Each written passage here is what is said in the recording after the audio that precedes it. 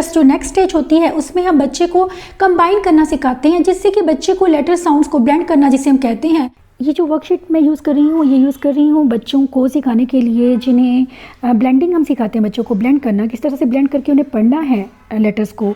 तो ये एक चीज़ हेल्प करती है, जैसे कि चिक के लिए CH है, या फिर शिप के लिए SH है, TH3 के लिए है।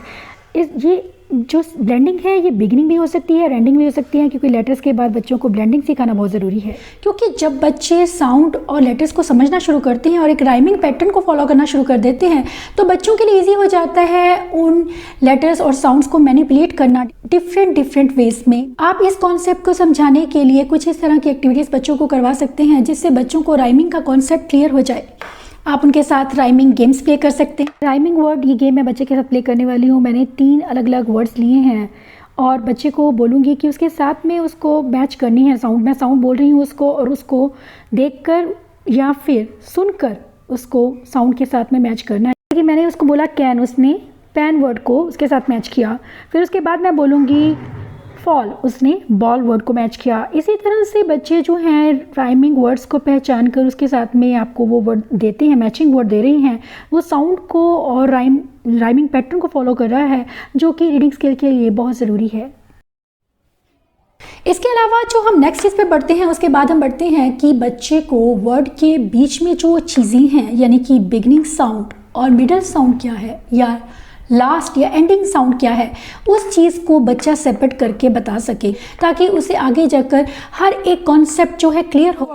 इस एक्टिविटी में मैंने अलग अलग लेटर्स, बिगनिंग साउंड पे काम कर रही हूँ। मैंने उसको बोला है अलग अलग वर्ड्स बनाने के लिए। मैं वर्ड का नाम बता रही हूँ और वो खुद से लेटर को चूज़ करके, यानी कि जिसे कहते हैं हम फैमिली बनाना, फैमिली वर्ड फैमिली, ये AP फैमिली जिसे हम बोलते हैं, उसके साथ में बच्चा कई वर्ड्स बना रहा है। इसी तरह से आप कोई भी ले सकते हैं कि बच्चा स्टार्टिंग में बिगनिंग में लेटर को रखे, इनिशियल लेटर को रखे, और बाकी का उसे देखे कि कौन सा वर्ड बन रहा है।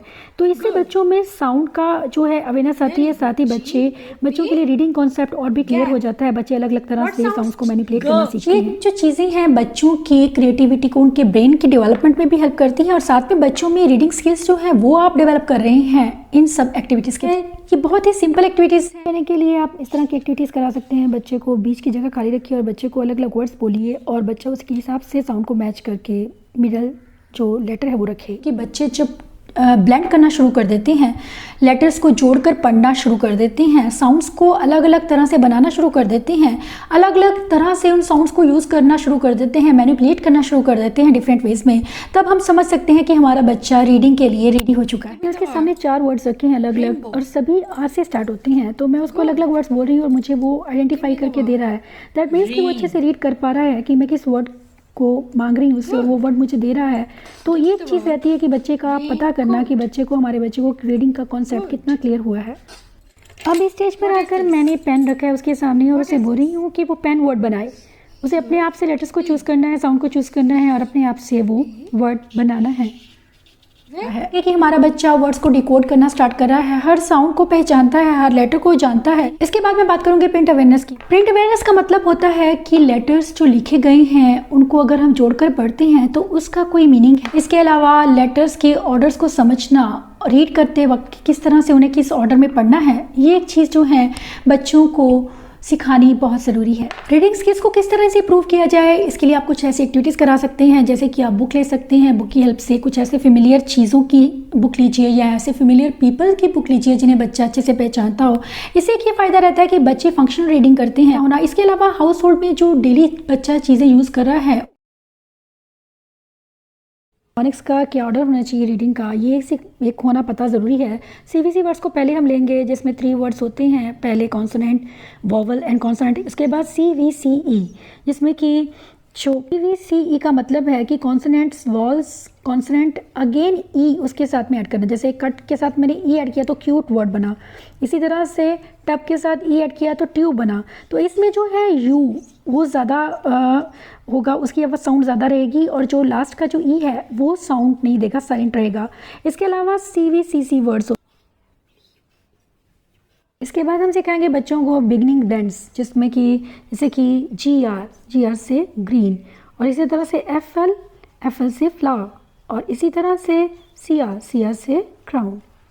डिग्राफ्स यानी कि WHCHSH, ये व्हील, चेरी, ये सब चीज़ें बच्चों को वर्ड्स बनाने की कोई जो दो लेटर्स हैं वो मिलकर क्या साउंड करते हैं। इसके अलावा जो डिग्राफ्स हैं या ये जो चीज़ें हैं, जो ब्लेंड्स हैं, उनको सिखाने के लिए आप ऐसे यूज़ कर सकते हैं। पहले आप बिगिनिंग में सिखाइए, फिर एंडिंग के जैसे कि टूथ है, ब्रश है या स्लेड है। मैं बात करूँगी आर कंट्रोल्ड वर्ड्स की बारी आती है, क्योंकि इसमें जो है हम AR, OR, IR, ER, ये सब चीज़ें, इनको जो है ब्लेंड करके बोलना, ये रीड करना, ये चीज़ें जो है बहुत इंपॉर्टेंट रहती हैं। AR से क्या क्या वर्ड्स बनते हैं, ER से, IR से, OR से और UR से अलग अलग वर्ड्स हम उनको इंट्रोड्यूस कर सकते हैं। एंड में बारी आती है वॉल टीम की। वॉल टीम में वो वर्ड्स रहते हैं जिन्हें दो वॉल जो मिलकर एक साउंड बनाई, जैसे कि AI से ट्रेन है, AY से प्ले है, इसी तरह से O के साथ में OA बॉट और OE टो। इसके अलावा IGH से नाइट है, E से फ्री है। इस तरह से कुछ वॉल फैमिलीज़ के वर्ड्स जो हैं वह बच्चों को सबसे एंड में सिखाएंगे। इसके बाद बारी आती है कॉम्प्रीहेंशन की। अगर मैं कहूँ बात कि कॉम्प्रीहेंशन जो है वो बहुत ज़रूरी है बच्चों को।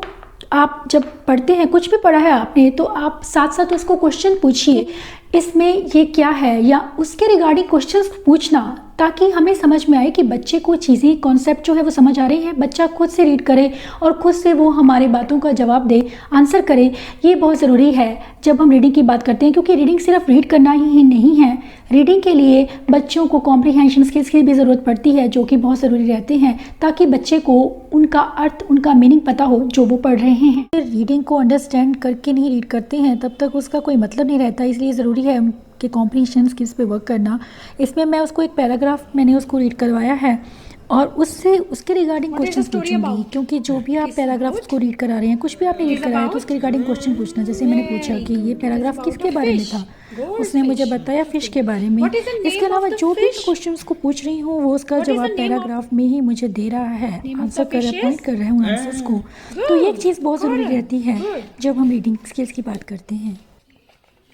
When did Jane feed Karen?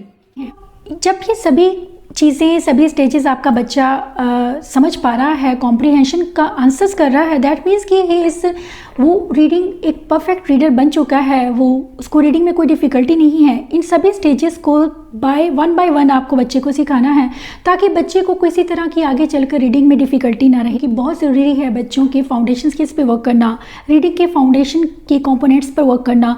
जब तक ये कंपोनेंट्स या ये चीज़ें बच्चे को, ये कॉन्सेप्ट्स क्लियर नहीं हैं, तब तक बच्चे हमारे अच्छे से रीडिंग नहीं कर पाएंगे। इसीलिए ज़रूरी है कि हम इन सभी चीज़ों पर वर्क करें। डेफिनेटली ये वीडियो हेल्प करने वाला है आपके बच्चों को एक अच्छा रीडर बनाने में।